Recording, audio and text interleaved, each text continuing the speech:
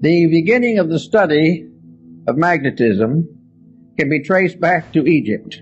Also, we find the Greeks used it, and among the Greeks and early Egyptians, we have the first understanding of the nature of magnetism. It was used principally in healing. It was well known to Pythagoras, who gave us considerable information on the subject, which was promptly forgotten by everybody else. Then we have little knowledge of it, except through the Arabs. The Chinese were aware of it because of the discovery of the mariner's compass. But for the most part, it was neglected until the 17th century, when it became involved in the story of Rosicrucianism. The alchemists, the Rosicrucians, and the Hermetists all were unfolding phases of magnetic theory. Then we come down a little later, and we come upon a curious instrument, Mesmer's magnetic tub. This was a kind of tank in which many people put their feet at the same time and held hands and created a battery out of the water in the tank. Incidentally, the magnetic theory is based upon a very simple fact, namely that what we call empty air is not empty at all. It is the most profoundly used all the elements that we know anything about. We all live within air and have our being, and we know that if air fails, we die. But what we do not realize is that air is not just some oxygen or helium or something of this nature. Air is something in itself. It is a substance of itself. It is a substance so real and so important that it's almost impossible to estimate it. It is a tremendous field of magnetic energy. The atmosphere carries the magnetism of the sun. The study of the magnetic powers of the sun will be more or less clearly understood by the study of the seasons. Winter, summer, spring, and these things have all to do with a magnetic factor in the air. And we think of it only as in trying to explain it as a physical astronomical phenomena, since as the rotation and revolutions of the sun and planets. But each of these planets is a field of magnetic energy. And this energy comes to us through what we call air. One thing we have learned from television is that air transmits. We know, for instance, that we can have all kinds of programs on the air at the same time. And they can come from all directions. And they can overlap and interlap. But each one will remain separately identified as though it was moving in a channel or a circuit of its own. Something went through was vibration. And this vibration in the magnetic field can be divided into an infinite complexity of separate emanations. In other words, if we had 1,000 different channels, they could be differentiated in the magnetic field, so that each one would be broadcast correctly and properly for whatever it is. Thus we realize there's something out there besides air, something besides helium and oxygen, something besides the ordinary factors we take into consideration scientifically. We are in the presence of a mysterious agent, an agent that is part of everything that we are. Now, studying magnetism as it comes into the human body, we discover along with Kilda that each human body is surrounded by an etheric or energy field. This energy field is sometimes referred to as an aura, but it is not the true aura that we think of in metaphysics. This magnetic field is an area of energy. This area of energy forms an egg-like atmospheric sheath around the physical body, usually extending 3 to 5 feet from it in each direction. This energy field is the basis of virtue, because this energy field depends for its reality, its serviceability, and its protecting power to mood, emotion, thought, and the attitudes of the person around which this magnetic field is gathered. In other words, the individual, if they are normal, if mentally, emotionally, and physically, They are keeping the rules. This magnetic field forms a tremendous protection. It is normal, it is healthy, it is constantly able to handle infections and all kinds of difficulties. It will help to heal wounds. It will help to recover the use of functions and organs. And if we are deprived of some part of the body, it will try to compensate for us. As long as the individual takes proper care of his magnetic field, it will serve him. Now, this is a phase of morality that is generally overlooked. It is assumed that these magnetic fields are something you don't pay much attention to. They're there, maybe they'll help a little. But the truth of the matter is that practically the whole survival of the individual depends upon maintaining the integrity of this flow of energy into the magnetic field. This energy comes from the sun. It comes through a mysterious energy tube in the magnetic field. It enters the individual through the crown of the head. It disseminates through the entire body, and it's excreted back again through the lower centers of the body and is recleansed by the solar energy. This is a kind of a little private tank or capsule of life that we are all carrying about with us all the time. Now, the problem of morality in this is very definite. The moment we break rules, we damage that magnetic flow. We have got to keep the laws of nature, and these in turn are the laws of God, or the magnetic field fails. It can fail because of physical intemperances, which reduce its integrity and reduce its power. It can be wasted in riotous living, which is a common cause these days. It can be variously destroyed by moods, by attitudes, by fears, by complexes.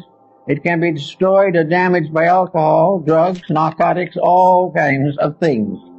But if this field is damaged, it immediately reacts into health. It damages the individual's vitality.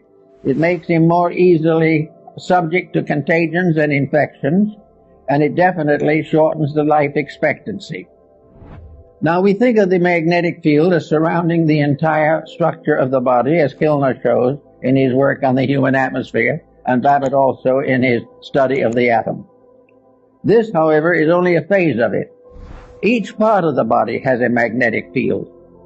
Each unit within the individual has its survival in a unit of energy. And this unit of energy is present in the smallest subdivision of imaginable space. It is in the tiniest atom. There is no such a thing as a dead particle in the universe. Even if it is killed by something, the very disintegrating process is a symbol of life energy. Therefore, we are confronted with the natural problem of realizing that virtue is to keep the law of the energy field. Now, the law of the energy field, just by coincidence, is also the law of integrity. The energy field is what establishes right and wrong. The energy field tells us that to lose our disposition and temper fit is wrong. To use various negative, destructive attitudes is wrong. To compromise the principles of right living is wrong.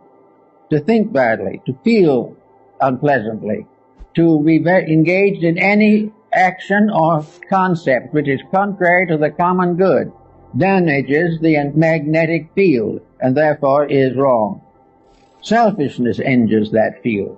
Every vice we know, the breaking of any of the 10 Commandments and a number of other rules results in damage to that field.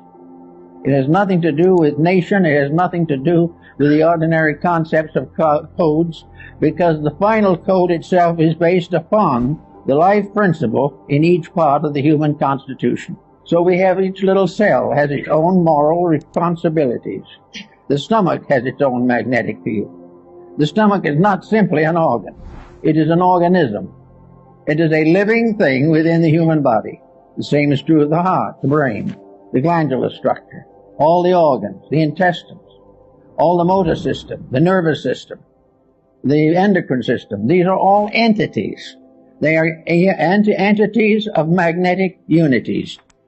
They are part of living organisms which are cooperating together for the common good. To abuse one is to damage all. To neglect one is to neglect all. Each of these organs has its own field in the body, and all these fields together constitute the grand magnetic field that surrounds the complete person. Now we go inside of this for a moment to see what we're dealing with. So we go back to Pythagoras, who was very timely in that. He tells us that in Egypt there was a temple in which therapy was the result of this contemplation of symmetrical geometric solids. In other words, the images of therapy were mathematical cubes, octagons, and various forms, dodecahedrons, each one placed upon a kind of altar or pedestal for the contemplation of the sufferer. All were symmetric geometric solids, perfect and complete in structure.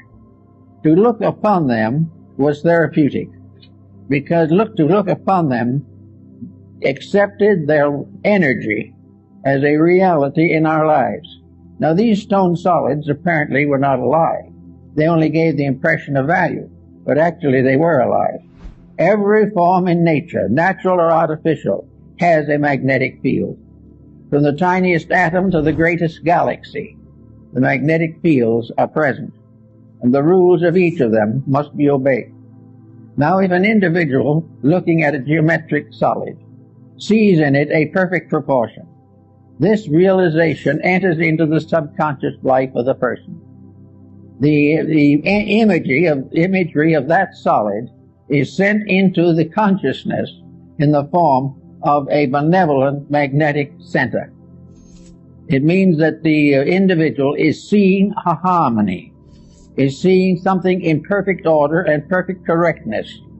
And in visualizing it, wherever we see perfection, it improves ourselves. Wherever we accept discord as inevitable, it injures ourselves. Everywhere looking around us in nature, we see that all natural things are benevolent. It is only when these are abused, mostly by humanity, that these benevolences are lost. So we find that we live in a universe in which everything is in harmony if we are. Now we can say, of course, that somebody else might be out of harmony, and this could injure us. Actually, it's not quite true. The magnetic field which protects us against any negative magnetic field that does not arise within ourselves. We are not contaminated by other people, unless by our very conscious weakness, or our intellectual weakness, or our emotional weakness, we surrender our integrity to the attitudes of other people. If we commit misdemeanors of one kind or another, we are responsible by the effect of these mistakes on our own magnetic field. Now, the magnetic field not only covers this type of thing, but it covers elimination, the intestinal walls. All of this type of thing is damaged, as we know, by hysteria, by various moods. The individual becomes ill because of a bad disposition. Now we consider this to be just symbol of something that happens that way, but it is not. The individual who is sickened by dispositional fault is sickened because he has damaged the magnetic field of some essential part of his own nature. If he has damaged the magnetic field of his digestive system, he will have dyspepsia. And if the dyspepsia lasts long enough, and the magnetic field is sickened long enough, then enduring chronic ailments can set in. No individual actually is infected entirely from himself, but never completely without himself. All of these unities of fact must be in harmony.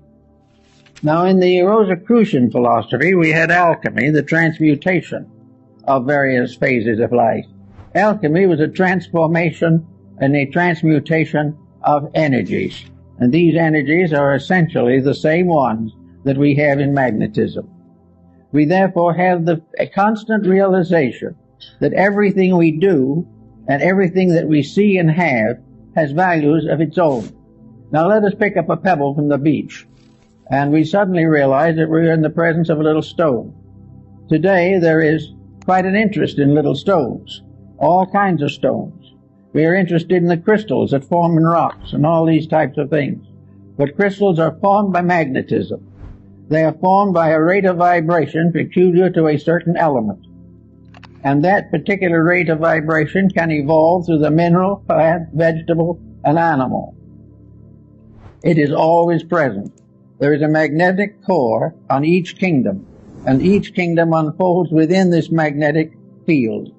And within each of the composite fields, individual members of the fields with various degrees of growth are variously individually conditioned. Everywhere, this process of keeping faith with integrity becomes the natural secret of security, survival, and world peace. Now, we can say that it would be very unlikely that, we'll say, a potato could have a magnetic field of its own, but it does. In fact, every cell within the potato has a magnetic field of its own. Therefore, we come into the problem of nutrition. And nutrition is very largely the study of the magnetic fields of various food products. It also tells us what happens when these food products are adulterated or are variously misused or poisonous elements are introduced into them. All this is part of a mystery that is solved in magnetism. We pass laws against these misuses, but we fail to realize that it is not just the physical factor that we have to work with. The physical factor is only a fragment of it. The main problem is to realize that behind all of these problems, whether of government or of religion or of philosophy, all these things are in trouble because of lack of integrity. And integrity is simply keeping the laws and rules of energy fields. Each field has its own integrities.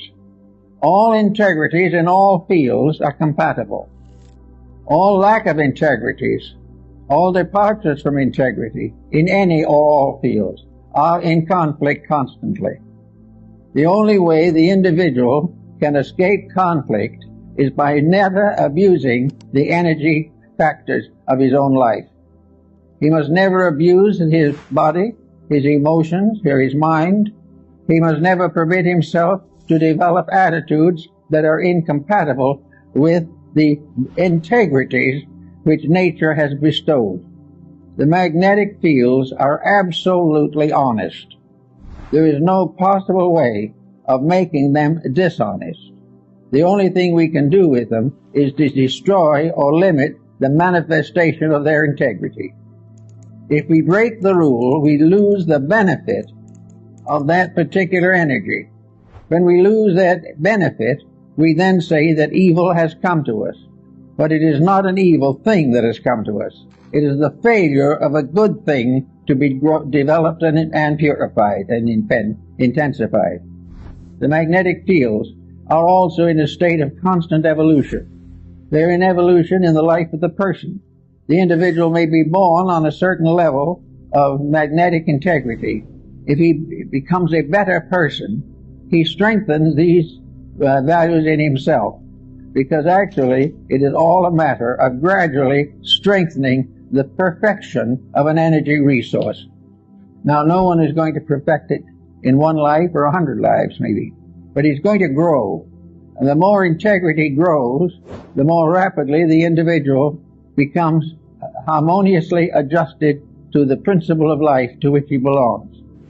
In our world at the present time, we are in a sad state in which practically everyone has broken every conceivable rule. We are living day by day trying to live off the profits from our own mistakes, and this is not really profitable.